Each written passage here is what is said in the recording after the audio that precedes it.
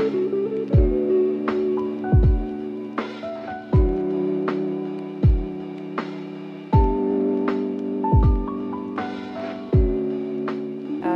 mīļie skatītāji! Prieks atkal būt jūsu priekšā un šoreiz par tēmu partneru attiecības. Es esmu Līva Spurava, gestalt terapeite, psiholoģijas centrs Augt radītāju.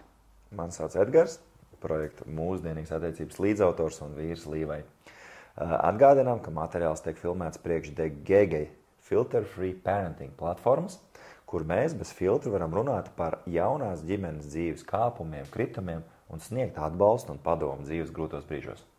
Jā, mēs turpinām tātad partnerattiecību tēmu, bet konkrētāk par bērniņu ienākšanu pāru starpā. Un kas tad notiek ar pāru attiecībām, kā tās mainās un kādā veidā mēs varam palīdzēt tās šo te krīzi pārvarēt. Iepriekšējā lekcijā runājām par to, kas tad ir krīze, un solījām šoreiz pastāstīt par to, kas tad ir jādara, lai konkrēti šo te krīzi, kas saistīta ar bērniņu ienākšanu, pārvarēt. Jā, un tā ir katrā krīzē, ko mēs piedzīvojam, vai tas ir tīri individuāli, vai tas ir šoreiz pāru starpā, ir dažādi uzdevumi, kas mums būtu jāveic tīri psiholoģiski, lai spētu šo krīzi vieglāk tātad iziet. Jo, kā jau es minēju iepriekš, krīze mums ir nepieciešama priekš attīstības. Ja tādas krīzes nebūtu, iespējams, mēs tikai un vienīgi sēdētu tajā pašā vietā, kur esam un negribētu īsti kustēties no vietas. Jā. Edgar, pirmais uzdevums. Kāds bija pirmais uzdevums? Pirmais uzdevums, es teiktu, ka varbūt tad sāksim ar vieglāko. Ja es tā drīkstu tā sadalīt viņas pēc grūtības. Es domāju, ka nē, ka tu noteikti nevari sadalīt, kur ir vieglākā. Tas būtu super subjektīvi, bet nu labi. Sāksim ar to, ka mums ir jāapgūst jaunā loma. Tātad mana jaunā loma ir būt par tēti. Mana jaunā loma par mammu. Jā, tieši tā. Ja tas ir pirmdzimtais bērniņš, tātad šīs lomas, kaut arī mēs pirms tam esam teorētiski skatījušies un uzzinājuši un varbūt pat intervējuši vecākus, šī loma ir jauna un mums viņa ir jāsaprot, ko tad viņa nozīmē un kaut kādā mērā viņā jāiekļaujas. Un tieši tā, šai lomai sagatavoties iepriekš nav iespējams. Var lasīt, var interesēties, var runāt ar citiem cilvēkiem, bet tas katram būs ļoti, ļoti individuāli. Un Edgars pagājušā reizē arī minēja, ka tas ir baigi atkarīgs no tā, kāda ir bijusi jūsu arī pagātnes pieredze attiecībās ar vecākiem, kā jūsu vecāki ir jutušies tajā brīdī, kad jūs esat piedzimuši. Un tas viss spēlē lielu lomu tam, kā būs mums būt par vecākiem. Jo es zinu arī brīnišķīgus piemērus, kur ir sieviete, es vairāk ar sievietēm tad arī strādāju, un līdz ar to man diezgan daudz sievietes arī stāsta par sevi, kā tad ir būt šajā te jaunajā māmiņas lomā. Un ir sievietes, kuras tik ļoti dabiski un brīnišķīgi iejūtās šajā te jaunajā lomā. Viņām viss šķiet tā pavisam viegli padodās, bet savukārt ir sievietes, kurām katra jaunā lieta rada milzu grūtības, paniku, neskaidrību, kaut arī tiem, kuriem tas sanāk dabiski, arī viņi ik pa laikam jūt arī šo te neskaidrību, kaut kādus neziņas brīžus, jo tas viss ir pilnībā jauns. Tad šī te loma ir pilnībā jauna. Vecā dzīve mums ir jānoliek malā, jo tā vairs nekad neatgriezīsies. Tagad pēkšņi mums ir šī te jaunā loma, kas šo pirmo vismaz bērniņu gadu noteikti būs prioritārā loma, un pēkšņi vienā dienā tas viss mainās. Jā. Nu, par māmām, man ļoti patīk, kad ir māmas, kurām ir dabiski, un tas, man liekas, super jauki, un tas ir liels iegūms pirmkārt jau bērniņam, manuprāt, pašam. Ja es skatos no sava viedokļa, tad jau atkal mēs runājam par pagātnes bagāžu. Man ir jāapzinās, ka mans tēvs savā lomā tātad bija fiziski prom. Tad, kad viņš bija fiziski klāt, viņš bija emocionāli prom. Tas nozīmē, ka man pirmā tāda lamata man būtu tādos stresa brīžos aiziet. Vai nu emocionāli, vai nu fiziski. Un atpazīt šo te soli un saprast, ka pie tā man ir jāpiestrādā, ka nekas ļauns nenotiks, ja es palikšu tajā situācijā un mēģināšu apskatīties, kā tas viss atrisinās. Jā, bet cik automātiski, vai ne, kad piedzimstas bērnis, cik automātiski šīs te reakcijas nāk un nevar jau saprast, no kurienes viņas nāk. Jā. Kaut arī iespējams ir, piemēram, vīrieši, kur ļoti apsolās, ka nē, es nedarīšu tā kā mans tēvs, es būšu klātesošs savam bērniņam, es būšu labāks tēvs savam bērnam nekā bija mans tēvs, bet tad, kad tā realitāte pienāk. Jā, redzi, tu arī saki, tas ir ļoti labi jau, ka vīrietis var pateikt, ka es būšu klātesošs, bet ļoti bieži šis te apsolījums ir ļoti abstrakts. Es būšu labāks nekā mans tēvs bija man. Un tad ir jautājums, kā tieši? Jo, ja mēs neatšifrējam, ko tad nozīmē šis te labāks, mēs turpināsim garantēti rīkoties tā, kā rīkojās mūsu tēvs. Tātad, respektīvi, bet tu jau pateici tādu jau apzinātu vīriešu tādu, manuprāt, jau tādu izteikumu, es būšu klātesošāks. Tas ir ļoti labi. Ja mēs apzināmies, ka varbūt mans teicis nebija klātesošs, bet es būtu klātesošāks, tas jau ir tas uzdevums, uz ko es strādāšu. Nevis tā ļoti abstrakti domājot, ka es tagad būšu pēkšņi labāks. Jo patiesībā ir tā, kad teici, automātiski varam ieiet tieši tajās pašās sliedēs, kā darīja mūsu vecāki, bet mēdz būt arī bieži vien gadījumi, kad mēs iekrītam tieši otrā grāvī. Jā. Ka mēs iekrītam otrā grāvī un mēs kļūstam no tiem, ja mums pieredze, piemēram, bijusi ar ļoti distancētiem vecākiem, kur mums ir trūkus mīlestība, uzmanība, kur vecāki patiesībā nav īpaši likušies ziņas par to, kas mums notiek. Jā. Es zinu, ka agrākos laikos ļoti izteikti bija prakse atstāt bērniņu vienkārši kliedzam vienu pašu istabā, kamēr viņš vienkārši nomierināsies vai aizmigs, jo it kā tā ir šī, piemēram, miega trenēšana, ko es noteikti ļoti neatbalstu. Ja mums ir šāda pieredze, tad iespējams mēs gribam darīt pilnīgi pretēji un iekrītam otrā grāvī, kur kļūstam par šiem te helikopteru vecākiem. Tāda pāraprūpe, jā? Pāraprūpe, jā. Bet es atkal gribētu teikt, ka atkal analizējot šo te pagātnes bagāžu, mums ir jāizvairās no kaut kāda. Protams, tur var būt dusmas pret saviem vecākiem. Tas ir pilnīgi loģiska stadija tajā apzinoties ar to, ka varbūt ar mani varbūt nav noticis tā, kā vajadzētu notikt, vai tā, kā es būtu gribējis, un tā, kā tas man varētu palīdzēt. Bet es domāju, ka ir jāizvairās no tādas apvainošanās, jo šeit arī stāstīja par praksi, kad bērniņš raud un viņš aizmīg. Tāda bija pieņemta prakse tajā laikā. Tas nenozīmē, ka mūsu vecāki tagad speciāli mēģināja mums kaitēt vai nodarīt. Kaut vien atkal, ja mēdz būt, varbūt dažādas situācijas, mēs tagad runājam ļoti vispārunāti par tādu varbūt kaut kādu tādu tipu universālu modeli, tad es domāju, ka tas ir jāsaprot, ka katrā, kā jau mēs runājam par attiecībām, 50, 60 gadus atpakaļ, tāpat 50, 60 gadus atpakaļ vai 20, 30 gadus atpakaļ, bija cita praksa un savādāk šis ģimenes modelis. Un tu minēji, man gribās nedaudz arī pieminēt, ka super, ja viss sanāk dabiski, bet pārsvarā, ja nesanāk dabiski. Tāpatās mēs katrs saskaramies ar problēmām, gan vīrietim ieejot savā tēva lomā, gan sieviete ieejot mātes lomā. Tas viss patiešām ir grūti. Tas viss, ar ko nākas tajā brīdī saskarties, tie visi jautājumi, nezināmās situācijas, tas patiešām rada milzīgu slogu uz jaunajiem vecākiem. Un, protams, kur tad tajā brīdī paliek partnerattiecības? Tās automātiski, protams, ka nobīdās kaut kur krietni tālākā fonā, tālākā plaknē, kas ir normāli. Tas viss ir ok. Tas viss ir ok, kad ienāk bērniņš uz starpā, un viņš to pirmo laiku kļūst par to galveno varoni. Par galveno varoni vai galveno uzmanības objektu, jūsu pūļu laika domu, tātad vietu, kur jūs to visu ieguldat. Un tas viss ir ok. Tātad, jā, tas nav vienīgais uzdevums, mums vēl jāpaspēj parunāt par pārējiem. Tātad mātes un tēva loma, tātad mēs viņu apgūstam, apzinoties, no kurienes mēs esam nākuši, izrunājot mūsu bažas ar partneri. Šeit jau mums sākās tēma par komunikāciju, par ko mēs vēl arī runāsim gan šajā video, gan arī nākamajā. Vai es kaut ko palaidu garām? Tas noteikti atkal, kā es teicu arī par krīzēm, tas ir ilgstošāks laiks. Ir Jā, tā, ka mēs savu lomu mācāmies patiesībā visu mūžu.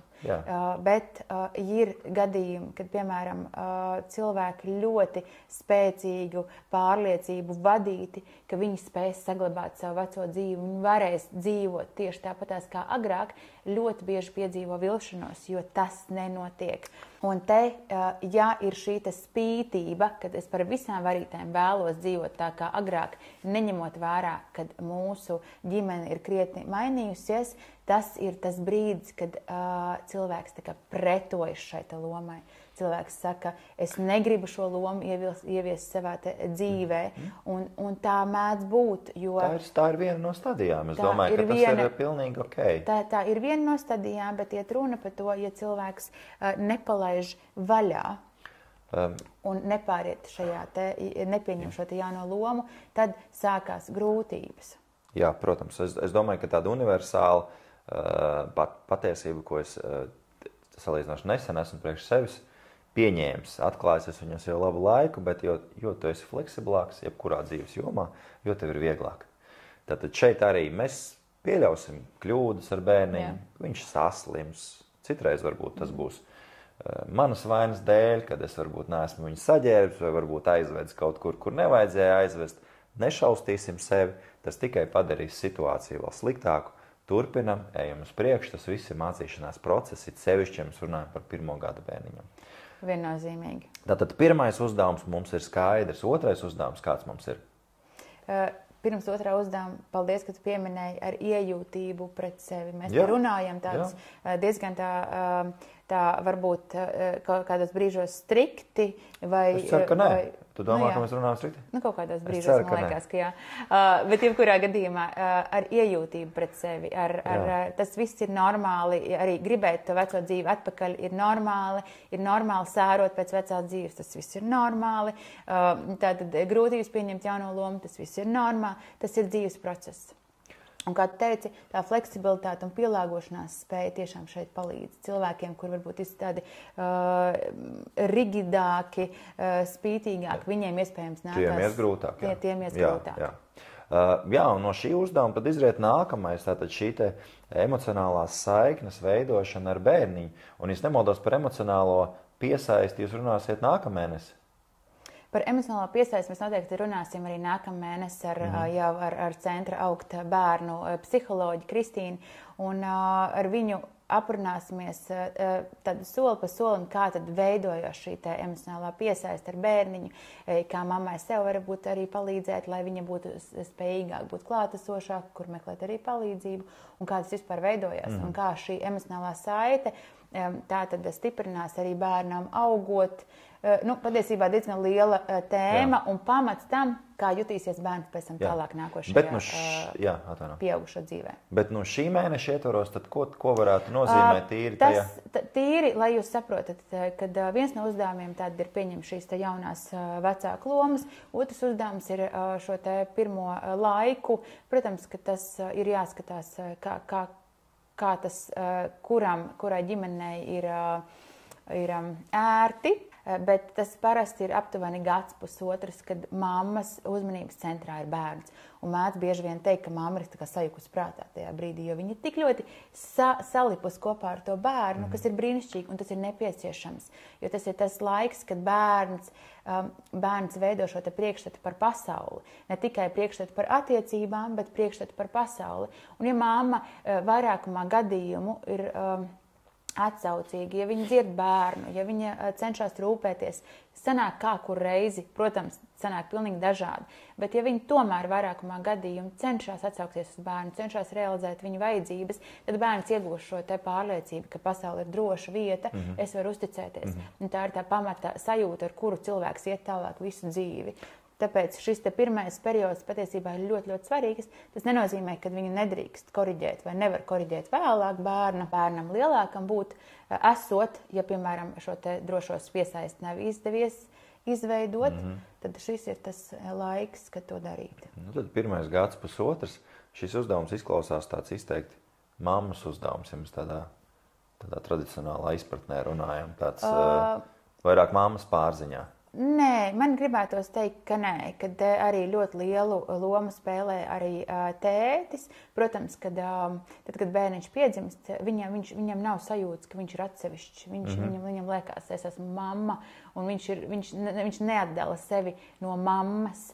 Un līdz ar to, protams, kad tā ir visa viņa pasaule, bet tikpat svarīgi būt arī klāt arī tētim, veidot protams, šīs attiecības ar bērniņu, un jo es zinu, ka bieži vien ir tā sajūta, ka mamma tikai viena pati grib ar to bērniņu būt, un nevienam citam neuzticās, tad es šeit ļoti iedrošinātu arī tētim atrast vietu un ļaut iesaistīties un darīt, jo viņš var tikpat labi, cik mamma. Un te man gribās atcerēties pirmo mēnesi, kad Patriks piedzima, es nebiju nereiz nomainījis pamperi, jo tā bija tava, tas bija tas, ko es biju apgūst līdz, tas bija tas, ko es varēju, kā jau, teiksim, atkal vīrietis tā tehniski izpildīt, jo es atkal varbūt man bija salīdzinoši grūti saprast šīs sajūta lietas, emocionālo plakni, bet es tīri tehniski varēju to izdarīt. Un tas bija ļoti brīnišķīgi, jo es zinu, ka es ļoti labi varēju pārņemt arī tās lietas, ko Edgars darīja ar Patriku. Es atceros, vannoja un pamperus mainīja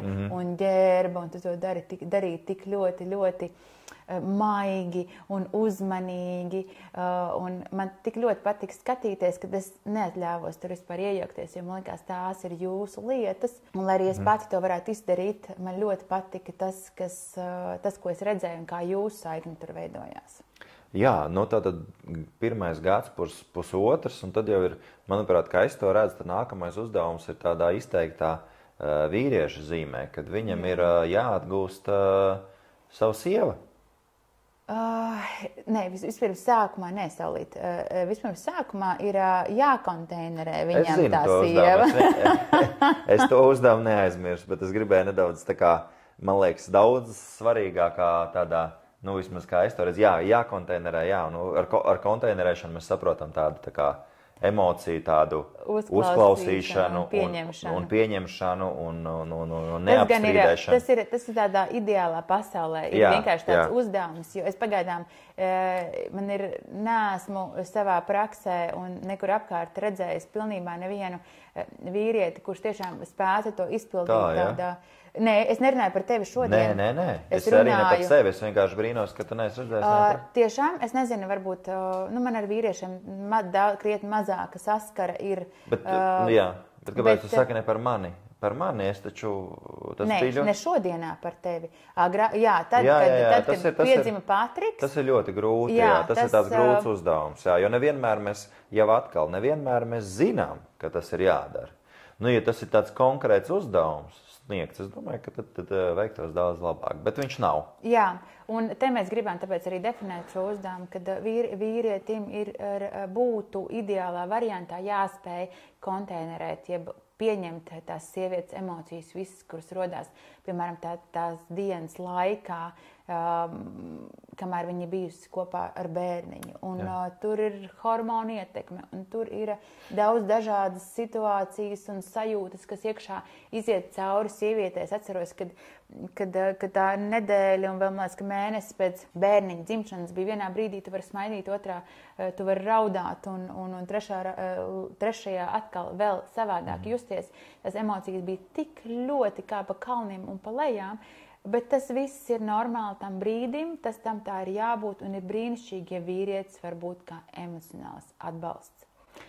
Ja viņš var paņemt un uzklausīt tās sievas emocijas, nepārmetot arī to, kad arī man bija grūta diena, piemēram, un tā arī bija taisnība, arī viņam bija grūta diena, bet ja vīrietis sapratīs, ka šo pirmo laiku ir brīnišķīgi pildīt šo te emocionālo atbalstu savai sievietē, tad man liekas, ka abiem būtu vieglāk. Noteikti tur paralēli iesaistās arī cīņa ar savu ego, kad vīrietis vairs nav tas vienīgais, tā teikt, uzmanības objekts, tāpat kā arī noteikti arī, sievietē varbūt mazāk, sievietē ir bērniņš, uz ko viņa tā kā vairāk vismaz pirmo gadu koncentrējās. Tā kā tas ir arī.